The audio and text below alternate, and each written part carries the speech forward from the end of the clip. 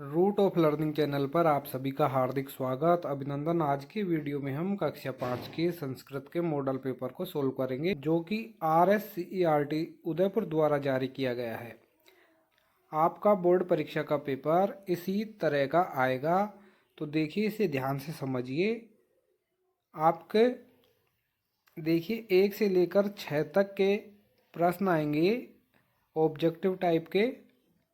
तो पहला प्रश्न है इसमें आदि कवि अस्ति, तो इसका आंसर होगा वाल्मीकि।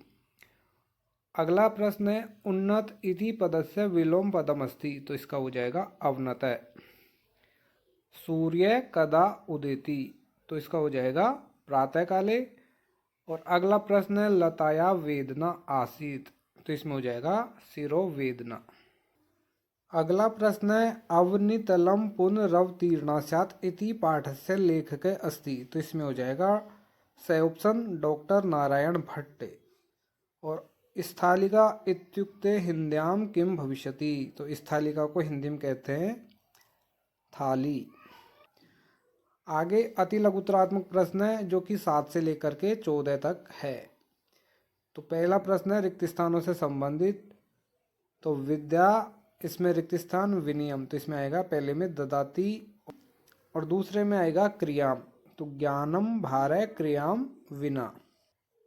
अगला प्रश्न है इसमें आपको सत्य कथन जो हो उसके सामने तो लिखना है आम, और जो असत्य हो उसके सामने लिखना है न। तो देखिए पहला है महाराणा प्रतापस्य अश्वस्य नाम चेत का आसीत, तो इसमें हो जाएगा आम क्योंकि ये सत्य है।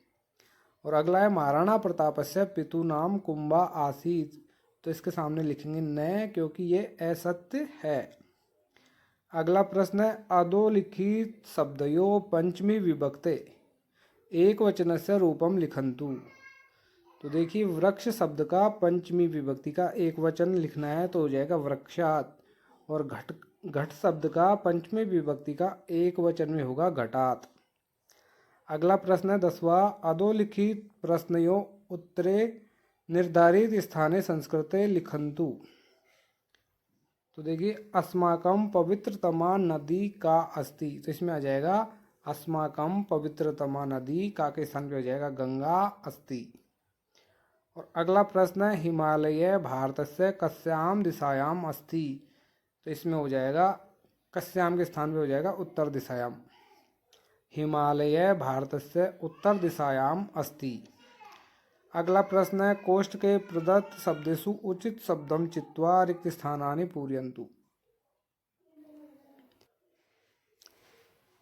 तो देखिए मार्गे जना रिक्त स्थान एकत्रिता सन्ति, इस रिक्त स्थान में आ जाएगा चतुष्पथे।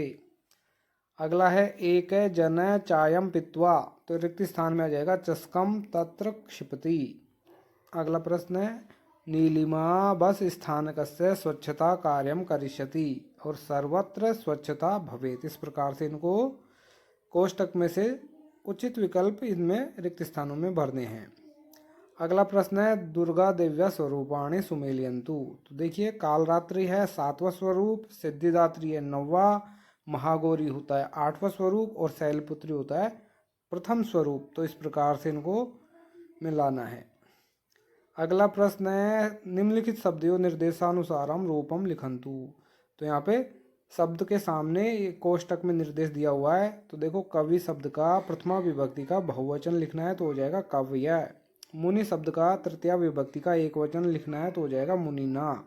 गिरि शब्द का पंचमी विभक्ति का एक वचन लिखना है, तो हो जाएगा गिरे। और कवि शब्द का प्रथमा विभक्ति का द्विवचन लिखना है, तो हो जाएगा कवि। अगला है सुमेलनम कुर्वन्तु, इनको आपस में खंड को खंड वैसे मिलाना है।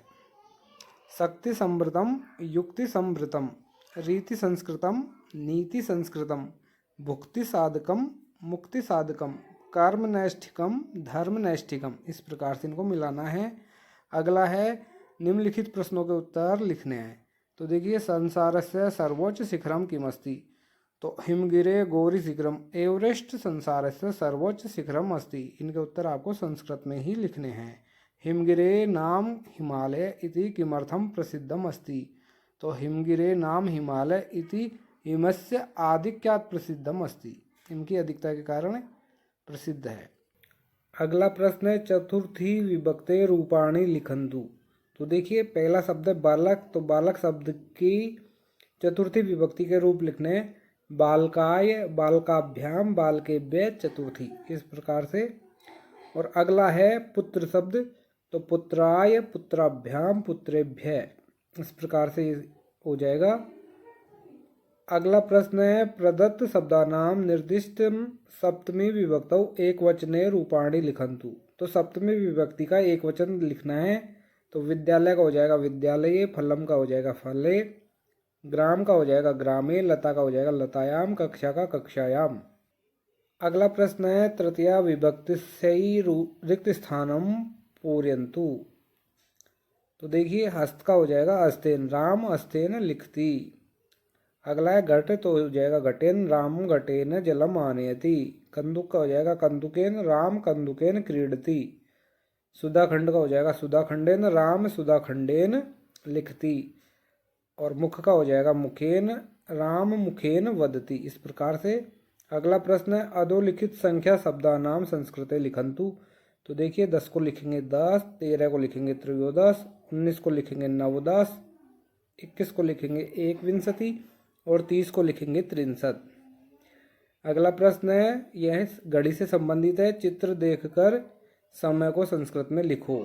तो देखिए पहली घड़ी में 1 बज रहा है तो 1 वादनम, अगले में 2 बज रहे हैं तो द्विवादनम, अगले में 6:15 हो रहे हैं तो सपाद षड्वादनम, अगली में हो रहे हैं 4:30 तो सार्ध चतुर्वादनम, और अगली में हो रहे हैं 11:45 तो हो जाएंगे पादोन द्वादश वादनम।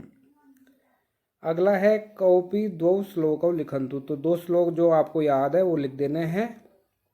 और अगला प्रश्न आता है क्रमेण माहेश्वर सूत्रान रिक्त स्थानानि पूरयन्तु।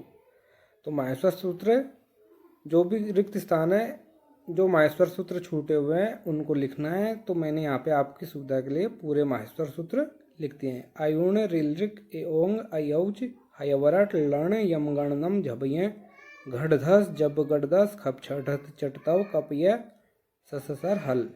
और अथवा में निम्नलिखितेषु प्रत्यारेषु के वर्णा आगच्छन्ति इति लिखन्तु। तो देखिए अण प्रत्यार में कौन कौन से वर्ण आते हैं ए ई उ, अक प्रत्यार में आता है ए ई उ रील री, इड में आते हैं ई उ रील री ए ओ आई औ हा य व र ल, यण में य व र ल, एच में आई औ, और अच में ए ई उ रील री ए ओ आई औ। इस प्रकार से इन प्रत्यारों को आपको लिखना है। तो दोस्तों वीडियो पसंद आया तो लाइक और शेयर करना ना भूलें। Thanks for watching.